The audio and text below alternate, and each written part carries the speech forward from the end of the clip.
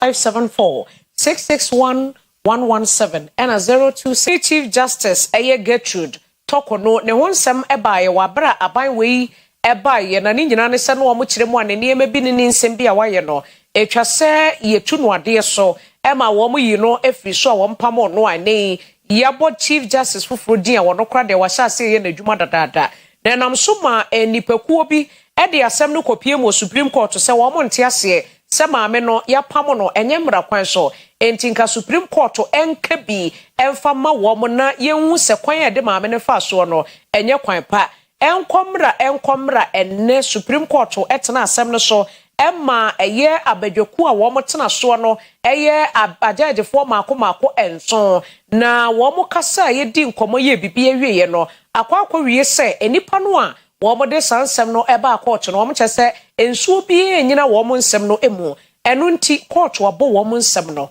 etuogu Akane Chief Justice September bosomini de edika wa fempi mienu ne adununum ekokoba se nipa beach emi se maami dwumadi a wodie no namra kwan so eka ho bi ema omampani mahama ete baasumkuo nipa num a Justice Gabriel Peman eda no se onwe nhwehwemu na ogina so nyina wo article 146 awa afia pemahankuna diokunu mienu amamra no a oye mu nhwehwemu a ebebeto odwa se maami ne yi na firi dibrese Chief Justice no enam so ema nipa nine na baako ye tafumrashe bedwani honorable Vincent Ekowasifua Theodore Atakote Chief Justice that day Justice Gertrude Alaba Sabatokono and Center for Citizenship Constitutional and Electoral System enyina de asem no koda Supreme Court am ewi ase court no ka se ni bom ma ni beye mienu a na eguso adie enkra free Supreme Court e o mai court ba tan eba echiremu a ene court na kwa setena ma asem no wato atwene ba bi kura na bra obai court ba tan kwa setena na otimafo pani Justice Amadu Tanko edi aloyafo nso a wotena asem no so no e de babatu dwa se o hwe ensem na wabobo na enyina so bia ni dare nipa bi twe se maame ni kwa se nka yeyi no efri dibrese Chief Justice no emu enu mu na babatu dwa se na die e ade a ye de court ye ntia se ni nyina sansem ni nyina abawi maame na nkasa kra asem de kodan man nyina court ECOWAS court no na wotwe mu na court no ebugu ye na ne nso no saa asem we nso yasa akobo agu ewo omai court ba tan eye Supreme Court ewo memu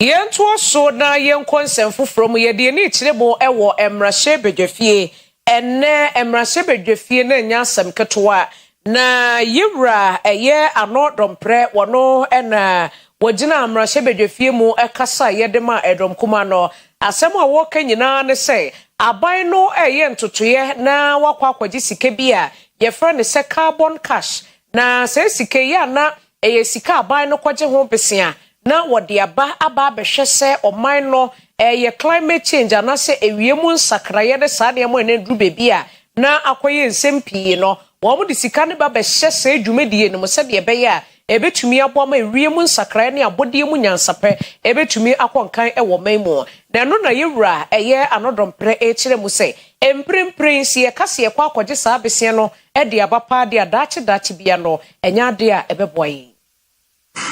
Speaker, thank you for the opportunity.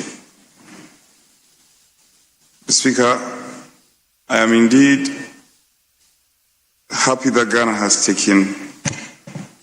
an important early steps to position itself in the emerging carbon credit market through the Ghana Carbon Market Office hosted by the EPA. The country has a national institutional arrangement for support. Article 6 of the Paris Agreement, voluntary carbon market activities, mitigation activity development, authorization, monitoring, reporting, and verification of carbon projects, registry operations, and corresponding adjustments. This is a significant national opportunity. Speaker, the benefits of a properly managed carbon market are not lost on us. And we have already begun recording dozens of mitigation activities across the energy, agriculture, forestry, and transportation sectors. This demonstrates that Ghana is not starting from zero. The foundation exists. Speaker, the carbon credit market must not be treated merely as a trading platform for emissions reduction. On the contrary, it must be treated as a national development instrument. Ghana's approach must be guided by one central principle: to deliver real national value, real emission reductions, real community benefits,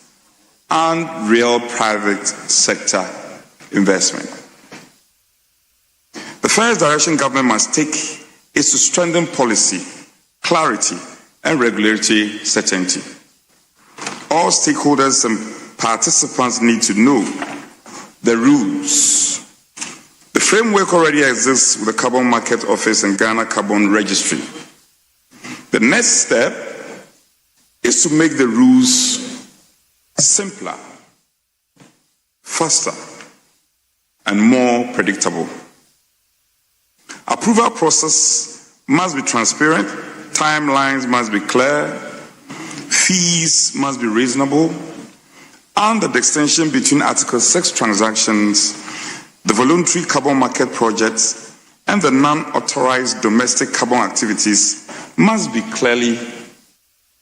Openi kwanchefo a wono eneda early childhood education ano eye Adiza Tasa na wode atodwa kire mu se ene nkwada no se wo mo kwa kwotwero nsohwe a bibi di examination malpractice na se kwan amfa so ekwotwero nsohwe no wo mu hwiem no wo mu dua po ne sa ne ma no ya na ye ma ye ni nko enkwada ne nketewa no kindergarten ho no se wo hya ase se wo kire akwada no firi ne mofra se ho no de ba no a ebasa na adwene mu bie nti wo benyini kura kwotwero nsohwe a wonwene se wo kwa akodua pompo. Yeah, we are training 32,000 teachers, kindergarten teachers, and head teachers. A person wants to ask, and no one wants to engage in, and your baby, or one name tree, and your baby will be our bread. And also be our yari, and also be our onion, and I'll be offering maternity leave, and also see Obia. Movie not yet do not go baby. Kindergarten classroom, a teacher for an alcohol because only fapim. That's a fapim no, and yet dinner. So would be distract and necessary. Wouldn't me achieve your so say, young say, as them adults who are my and yet, Abanasana see, Papino, and yet, Wanya, a firm foundation, a group or Drusona of bread, and we take number for Ministry of Education and a Ghana Education Service. Omo, and we say that here was saying, Yamma, Intitiye, Emra, Asihon. For Omo Transampala, so that the betini anya Umpala Omo betini anya beye penipa say ye free sin. Na ye ni chiremo ewo Crofrom market ya esiwa fie bebre ni ayentumi wie ye na anu ya no mampanyi John Dramani Mahama eba e no ye ne se wo be mo mani akọ na nka wo ma ye e dia ma edwadifo nanso ene edwadifo nani abrepa chese wo mo ani aso se ko wo mbuofu ekasa wo mo asem nyina ne se edwa ba akopa mo besi ye ene ye beye wo chena ye beye ene esi wo saa bepem ne wo mo se na da no adosho dodo se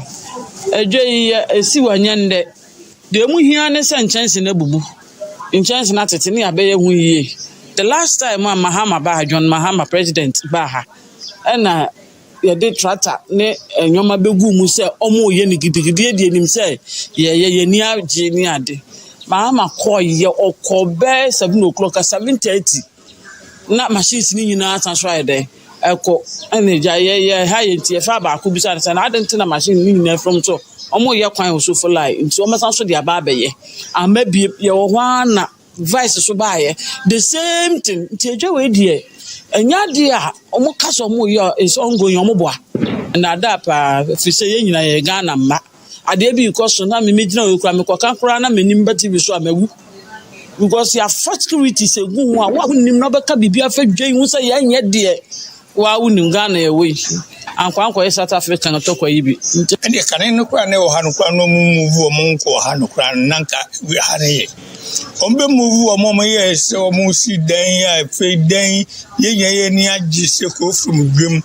baba so ma ye no kura ne bi ko ye be ye kios no ni adisi na se the table be sisi ya na ye so enyi ye chop money enenze IS no se we 4 boys cocaine for and they did that and they say yes the tear is here quite if we had no near a titi area sometimes our life is at risk because of this deserted market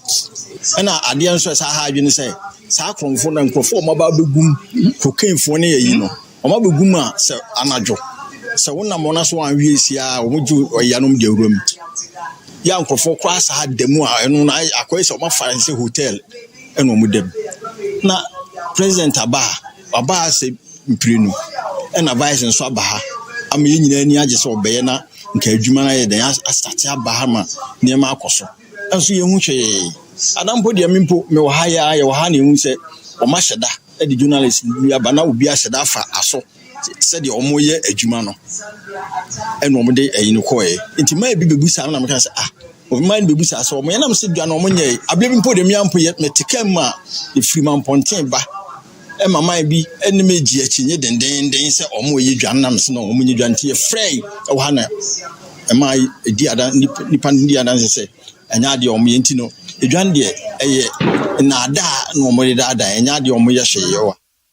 Medical practitioner at Top Care Hospital at Tafo Pankrono, Dr. Bismarck Ahin. What they are to just say, Nipada Senia Utias, de Bia Woody, the one nom, and from a bonnet, a row muchas, and near many quase quay mucrano, a po, and Tiabasan, one dachi, a dear bit me up. And Tisabaya, watching be a dear be me bone to ho, now favored baby na at your hour banintinonka. No akwa cheke wakwa hwe oni pedua no se bibia ye kama bibi nkoyi a entempa na yehu na yedi ho dwuma ntentem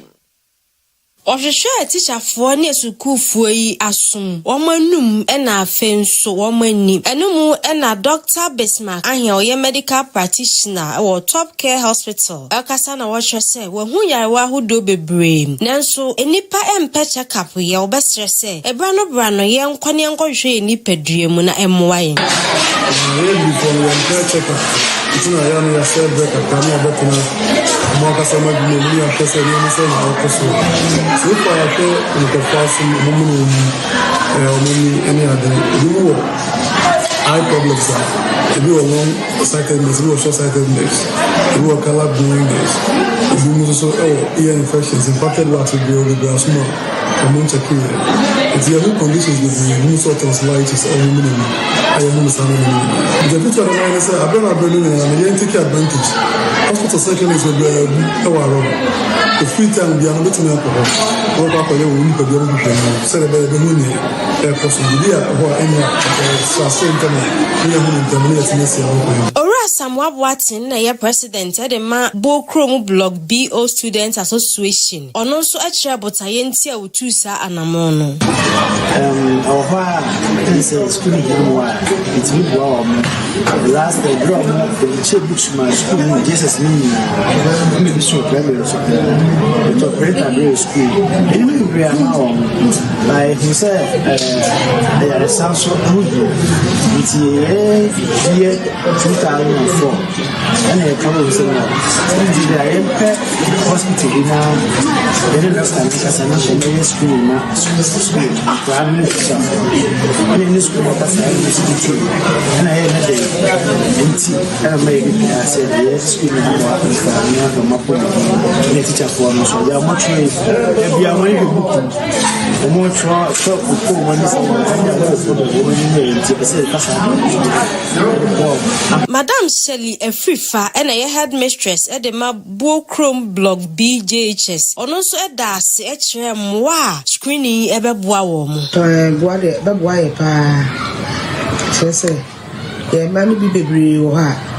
E bi create me be school a oyare. Enso na yakanasi. Ekwan so so o mere school se na be ya maame ana papa obenya ho akwadwuma. Eti mo aba de say no de na ese hallelujah. Boa ye bebre eti ebeboa ma omo a omo ho mfa omo ni nyina no yetini asi ano kwan ama omanya ho de abesua de old students 2003 efo na ye sa ade mai enti yebedo omase yebeka se nyankopon hira omo pa Yentu akase bono so na yenko se hufro mo eku a yefra wo mo the base movement wo mo no na chese owura na oti bonsu ene kofa baaye the base movement openi ba kwa waka ho bi eye owura Jacob Oseye bo a yebeka ya afi 2012 ogina mu April Ghana mampanyi dibre ni bi wogina Kwantenkro independent nanso amfa amano na ene the base movement fo wo mo chese Yankuru pontwe di ampon ya adoma wochena wo mo ye work dendenden na work no so a wo mo ye no wo mo sa de betwiro din enti wa opese obedro wo mo no anase obedwan ne wo mo no wo mo den asa obeba work ni bi no aba betwiro wudin ewo ekuo yi mu se de be ya dachi bia no oman Ghana ye kwoto ba ye besesa ye nsa no na ya to e de ma wo mo sanse MPP ni NDC de oman no sa ya no wo mo aye no esa se echina na tie yi baso yinti no mumututu a mo wahai mudi adanse the base bus and nam baby bebre wa kumase ya bronu bebre eso na nanti ya ba benanti ya besha ase Free State Boys School na ya baba be si Swamende Abrepo Junction akwani mu na yas dani ya ho bankun so akwakofa bantuma street kase animu ne ja ba be si G roundabout ne aboye mu ase akofa cultural center ho ne atia ni faso akofa pampa so de pampa so ani akọ prisons roundabout if you prisons roundabout ani asane form ne ba be fa hello FM animu honum if you honum a ne ya nante akọ otumfo roundabout edu if you otumfo roundabout a ne amaye mu so ne de eko Dr. Mensa edu Dr. Mensa ne ya chia ya ho na ye nyina ya ba bewie ye nante no ewo kunadu yadom park asotef park ewo mensia sato hanuma ya regional office ewo me pese me ka bibi na mosatrofo nyina mohu eye the base movement ana ye di kai register no Ghana asana obi biara eba be register bibia ye frɛ no obeti the base movement ewo enti ye di kai register ewo Ghana na ndambe pese ya sati ase ne se the base movement Ghana ya sise send your organization it and it's well structured na abra ya ba mu no ye ne say the base movement ayaba tankese a opese akuaku ahodo bia ebeba mu ebi te say ye nua pani Alan kuo ebi te say charge abokuo ene ada akuokuo miame kuo so amede abeka ho ni ntino eni na ye yi position bia free o so obi obeba bia no de ne ho aba beka committee no na ye nyina ya adwuma awo base ni mu na atimi aboa ama hawa hodo a ebo Ghana so no ye de ni kiremo ewo manso tetrem ewo amanse west bensi ni mu ewo asante mantem ya enei maami panyi bi a wanya afihia no oha ene miensa 103 years didi ede madam Abena Jantoa na maami de atodwa kiremu se efri se ye wo no eba ati asefo asasi so na yewo no ebeto manso tetirim ebepem na wabo aberewa tese ente wokotoa ne bofo no nyade a ade a friend se kootale wo bi da ewo manso tetirim sanse de bia wo makwan no emfuturo saa nti we de wo so wosere se Ghana mampani John Dramani Mahama enko pepese ansa na wono maami wo be free atiasefo asase so no opesenke ebeye kootale kwan edema manso tetirim fo ne ohu bi da kropekora na ne ofiri mu a obedani nyame yase papapa eni asase ya edamase na matma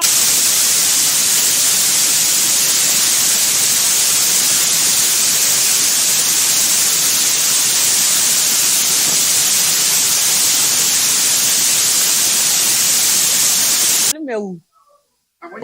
enemy ensa passo de me wa mi huru ko tare ha ansane mego ko ni na meni aya na yawo me na se onya be 50 years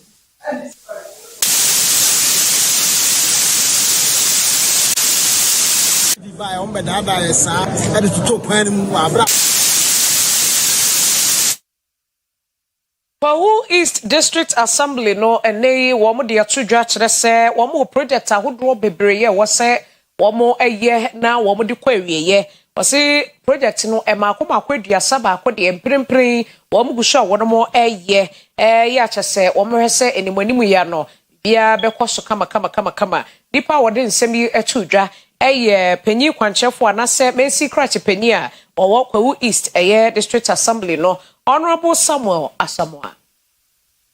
Abaikra chipeni eco inspection ewo ne mpetria so ehwe se project ahodo a ADC abaibai wo modi ahyehye so no sene AC eco ene pempenso a adru ose assembly no project makomako aduasa baako 31 ena wono mo ahye ase a wono mo eye wa bra yewura His Excellency John Dramani Mahama edi nkunim se mampeni no na project ahodo o mo ye no ebi eye adisua ho nsem ayasa ho nsem ensu papa o manfo no benom adwade bia ahonidie ene afoforo pia eka ho a ni nyina no wo mo hwe se o manfo no asetenem ebeya jo ede ama wonom na aboanso ama mpunto mapa aba count about 31 projects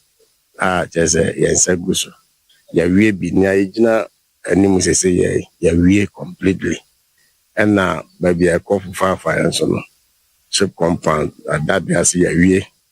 and na market no kotoso ya wie and na otakrose facility so and so simple dey ya wie bebre boreholes no ka dey wie ni nyina ya wie ni nyina na ohwe classroom blocks no so won ya wie bi na wie kra ye ewo advanced stage so no so far project I setting 31 American there I can comfortably say about 60% of it ya wie chinchin mo 6 units no ya were 3 so far and 3 units so ya were 2 and caging so you were about 2 and your legacy ones 2 you be inherited and so you and new ones now you one completely and na muhu no that yes District Education Director ono so Pawu East Owura George Kwame Tumua ono so kasai den same way na tudwa enche within this month year mu assembly na amaye nkunya 1000 tables and chairs. It be called for secondary school and it be so a call year for basic schools. I'm sure I said the next year, the next 1 year idea anymore. My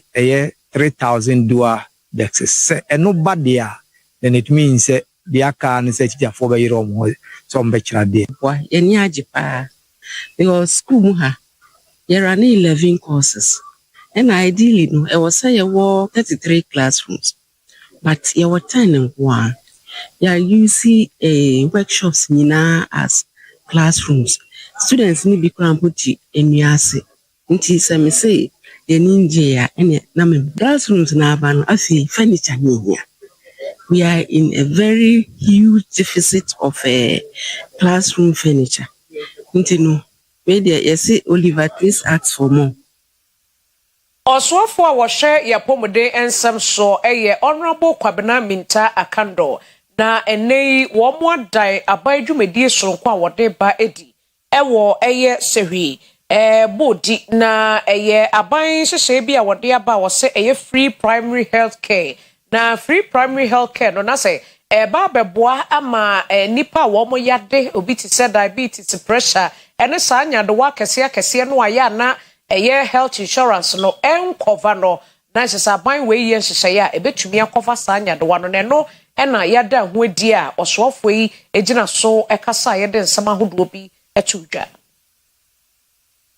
Awa adwabɔ ase a nipa mpemfem akoma abɛhyɛ wɔn nananom ahemfo ne mpanimfo atitire aba adwabɔ n'ase bi ɛno ɛna yɛwura Honorable Minta Akando health minister ɔkasa na ɔkyerɛ mu sɛ dwumadi a wɔde abɛyɛ ade sɛ ɛbɛboa ama chips compound ahodoɔ no ɛne district hospitals ne nyinaa atumi akɔ yie nti sɛ baa no bi yale kakra bi a na yɛ sɛ wɔnyi sika biara na ɛtumi de ahwɛ no na ɛtumi aboa a dwumadi no wɔde free ɛyɛ western north region to dwumadi ɔpa ho ntoma ɛwɔ sɛhwibodi a kyerɛ sɛ ɛbɛboa ama ne nyinaa akɔ yie na ɔhyɛ Ghanafoɔ so mu nyinaa nyuntum na emwa obi anya na famu de emwa na pomodene entumi nya ne naso Ghana Medical Trust Fund known as So there are some diseases that are not part of the national health insurance. And a typical example are the cancers. And so because the mortality rate attributable to the non-communicable disease are high, we decided to bring another tier of fund that will take care of this group of people. And so we introduced the Ghana Medical Trust Fund, popularly known as the Mahama Case, to be dedicated towards the funding of non-communicable diseases and other things. And so these policies or these interventions, one is not a replacement of the other, but they complement each other. And we have introduced all these interventions in order for us to achieve our universal health coverage on time. And properly so-called to move the sick healthcare system we have experienced over the years to a properly so-called health system. So healthcare is not only sick care.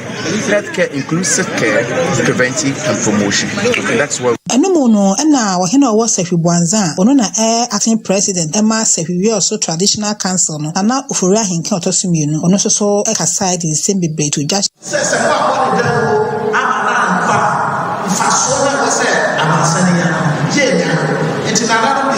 Minister and free the information centers and it's a better graph when you're doing the now you're fair to you're better 24/7. You're the ministers.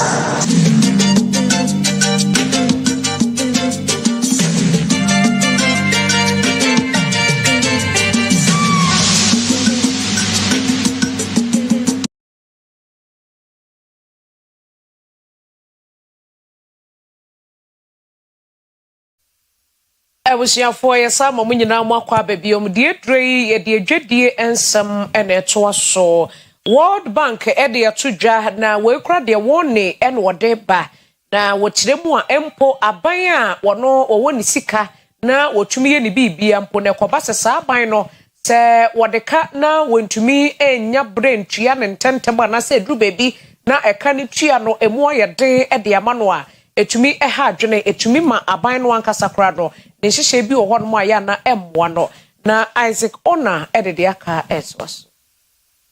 Bank of Ghana edi atugwa kokobo erebo abank se wonhwe nhyehyɛ ahoro a wɔdere yɛ ne tiriw ɛyɛ ɛka ahoro a mbrembren wɔde sɛde ɛbɛyɛ obetimi anya sika ahoro a wohia ne nen aboa ma wɔn atimi atua ɛka ahoro a wɔde a ne bere aso sɛ wotimi etua eyi ɛna Bank of Ghana kyerɛ sɛ ɛbɛyɛ den yiye ɛde ama bank sɛ wɔn anhwɛ yiye a nhyehyɛ ɛne sika sɛ montotoe ahoro no ɛmmoa ɛma wɔntimi ntua sika ɛne ɛka ahoro a wɔde amanfoforo so na eyi ɛyɛ Global Economic Prospect Report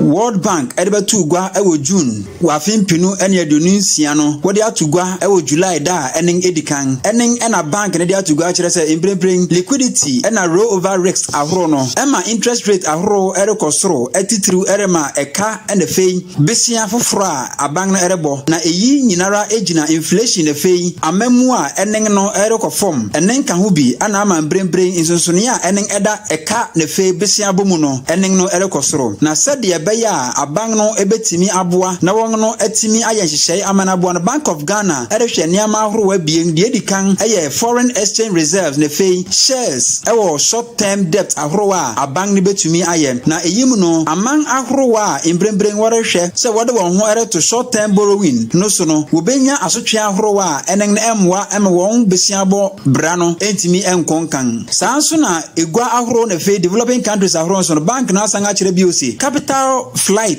ɛna fei currency depreciation ahorow a ɛneng nso ne wɔn redi asi no ɛmmoa ɛma wonya arehyɛmu na fei credibility ahorow sɛ wɔn nso betimi atua ɛka ahorow a mprempren no wɔde eyi ɛna World Bank ɛrebɔ kɔkɔ sɛ wɔn hwɛ na wɔn yɛ hyehyɛ ahorow ebetimi aboa na wɔn atimi anya nsɛkyi ba sika ahorow bi a ɛbɛbɔ ɔman no ho bra sɛdeɛ ɛbɛyɛ a economies ahorow a ɛwɔ Africa a ɔman Ghana ɛka ho bi no wɔn sikasɛm no ɛntɔ fam koraa adesimama yenyina we so na yentwe ho emra ye ba nsɛm aka nyina de beto aso ahodie mu nsɛm